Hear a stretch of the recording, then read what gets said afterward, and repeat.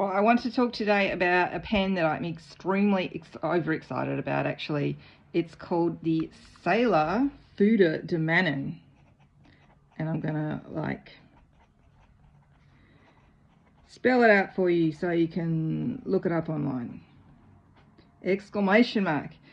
So apparently this is the kind of fountain pen that Japanese school children use to learn calligraphy. It's very, very lightweight. Really quite cheap. It's only about $40 in Australia.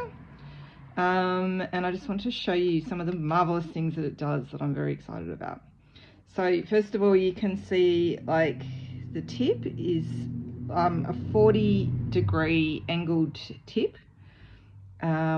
which gives it some just amazing line work. So it goes from extremely thick here, and I'm using quite thick white cartridge, and it can go very thin like that, and you'll see that the ink keeps coming, and that's what I'm really excited about, because thus far with my dip pens, like this kind of nib over here, which is wonderful. Where's one of my favorite rusty old nibs? This is the what's it called, the Leonard 45 Blue Pumpkin, my total fave. But once you turn it upside down or you go for different line thicknesses, it tends to stop giving up its ink. And another wonderful thing is when I'm out and about, this just comes out of the pencil case just so easily. Thus far it hasn't managed to explode all over my stuff, which is fab. And more importantly, you can go from the super thick line down to something really, really thin and amazing, without taking the pen off the page. How awesome. Here's an example of the kind of stuff I've been able to do just out and about. Just pull it out, get that really thick kind of inky vibe, without having to break out all the actual kind of dip pens and inks and stuff that makes it a little bit of a faff that needs cleaning, and really isn't something I haven't done for years anyway. So it hits that perfect spot for me between dinky plastic markers, which always run out of ink anyway, just when you need them, and that proper lovely luscious kind of black dip ink. So what I also wanted to do was show you another thing I really like about this pen is this refillable cartridge they have on the inside. And so they do provide this with the pen, which you might be able to see here. It's a couple of little cartridges that come with the cost of the pen, which is great. But it is more just plastic crap that's going out into the environment. We don't really need to keep producing things like this when we have other alternatives. So first of all, I bought this Sailor ink. I wasn't even thinking about it, to be honest. And it's not really my bag because it's a little bit grey for me. I just wasn't thinking about it and didn't really do any research. I just went ahead and bought it. So this is proper fountain pen ink, which means it's water soluble, so it will smudge if you put watercolor or anything like that near it, or an ink wash. Unlike this is just my standard kind of black ink that I normally use, which you can see is waterproof India ink. Which means, yeah, you can put your line work down and then put a whole lot of watercolour and whatever you feel like over the top, and the line won't smudge or anything like that.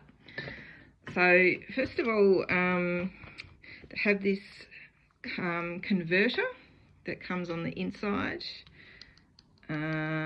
which just looks like that. And it's super simple. You just take that off, unscrew, dip the end of the nib right into the ink, and then just turn the screw down and then all the way back up, and then low, it's refilled and you're ready to go again. So easy. You do need to just clean off your ink a little bit afterwards, just so it doesn't gum up your pen. preferably something without fibres. I've just used a tissue here. That's less than ideal if you can find maybe a microfiber kind of cloth for this sort of thing.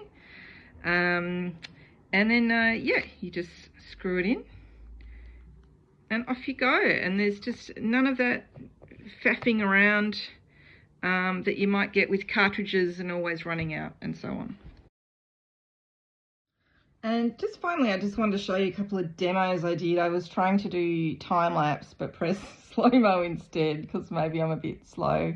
But this just shows you a really nice example of the kind of line thicknesses you can get in like a minute or so. So you get this super, super thick, and the more you get that nice gritty kind of effect, if you see coming along there.